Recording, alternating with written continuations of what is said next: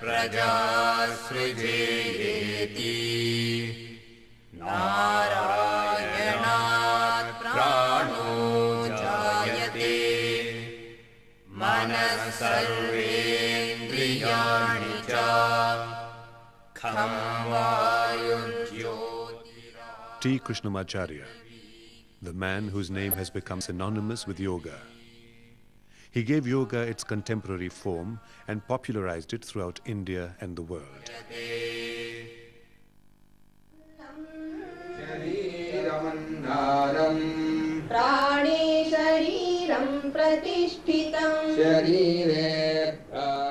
Known simply as Acharya to his students, he was an inspiring and enthusiastic teacher until his death at the age of 101.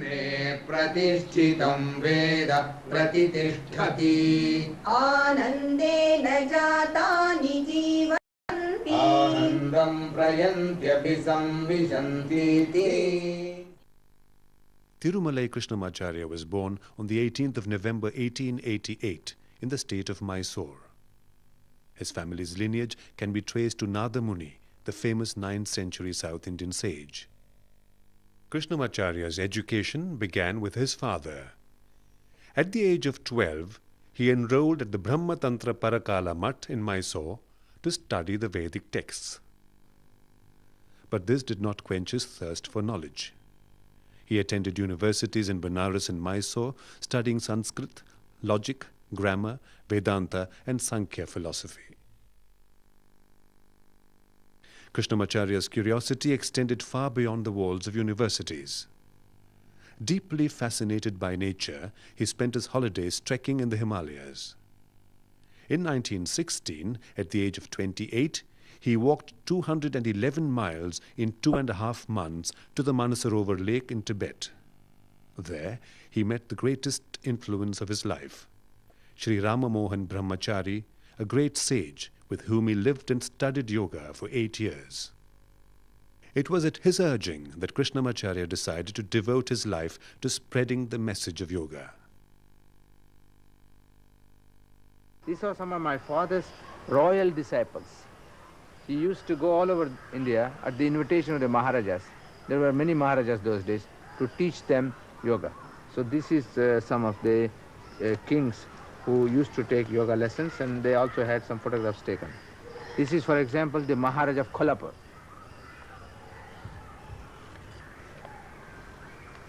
This is the royal family doing yoga, the palace, Baroda Palace, the king and his family and his physician.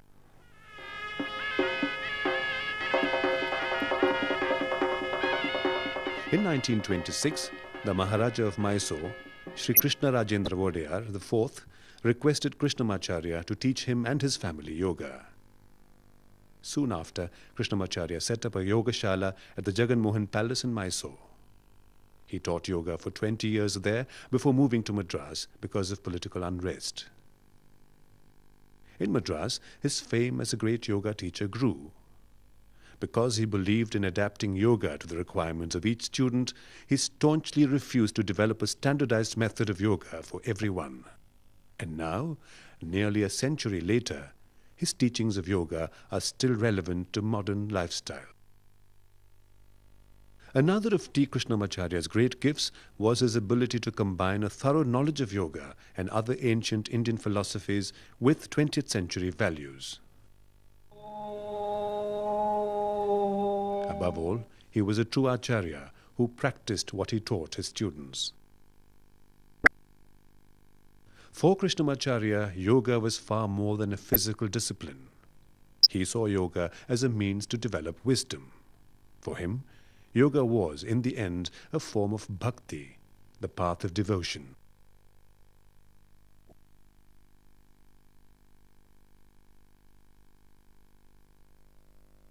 Surprisingly, despite his deep-rooted beliefs in God, Krishnamacharya was a master at adapting to the times.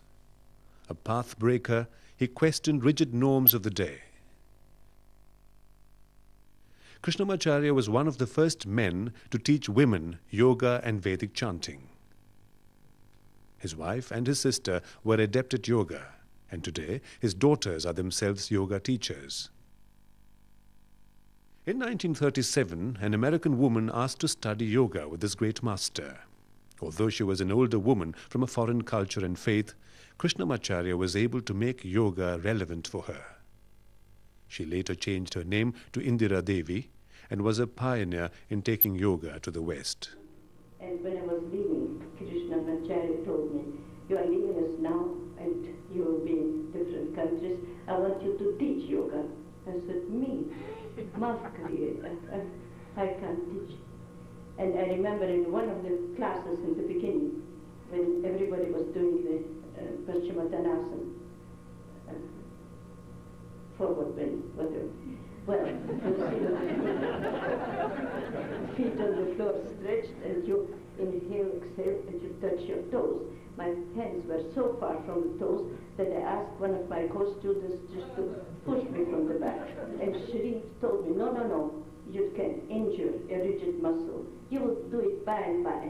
And I remember on the floor looking up at him and said, in my next incarnation, I never thought ever that I'll be able, to touch the temple with the toe, etc. And end of the story, when he insisted when I leave India that I teach yoga. And as I said, and he started giving me instructions. I wanted me to write it down. And in India, you do not contradict your teacher.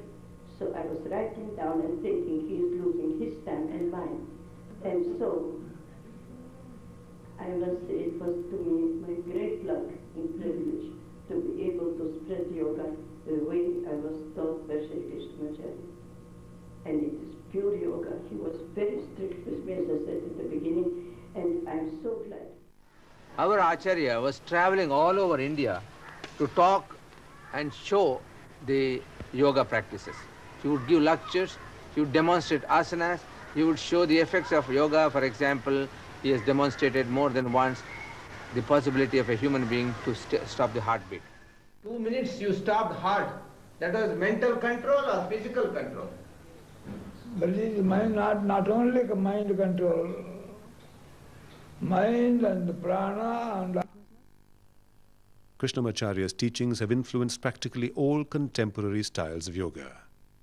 Students like P.K.S. Iyengar and Pattabhi Jois went on to become renowned teachers themselves.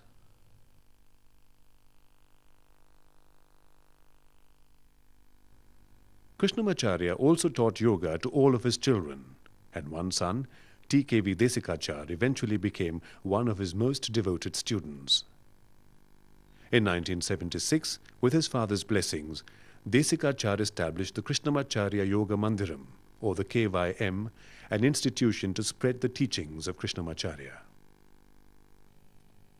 Today, the KYM carries the wisdom of Krishnamacharya's teachings to thousands of people by enhancing their health and quality of life.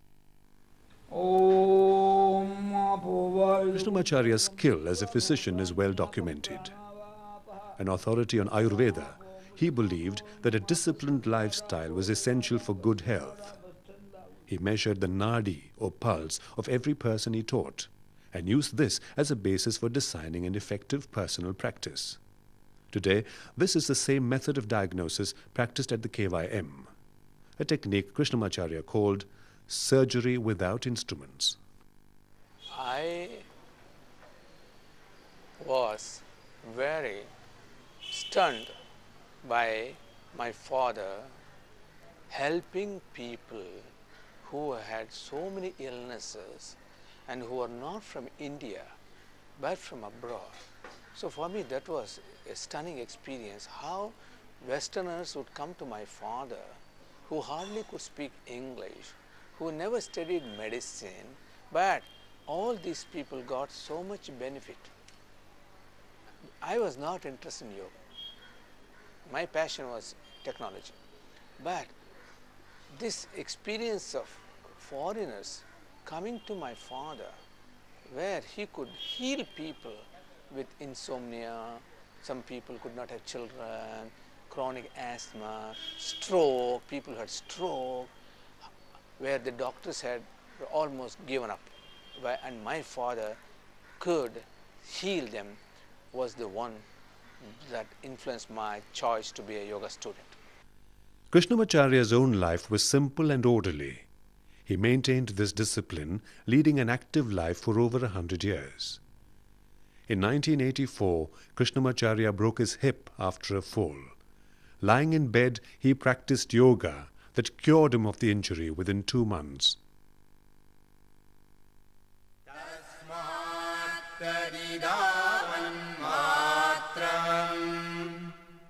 Brahmanyo devaki putro Brahmanyo madhusudano. The most influential yogi of the 20th century celebrated 100 years in 1988. It was a recognition of his many great achievements. Krishnamacharya was a melting pot of knowledge. In addition to being an expert in yoga, Krishnamacharya was a linguist. He understood Hindi, Bengali, Urdu, Kannada, Tamil, Sanskrit and English. He was also well versed in grammar, the Vedas, Upanishads, Ayurveda, astrology, religion, Carnatic music and Indian traditions and rituals. Perhaps the most remarkable characteristic of this learned man was his ability to synthesize all this knowledge. Throughout his life, Krishnamacharya strove to use this knowledge to heal people. Today, his legacy lives on through the work of his family and many students around the world.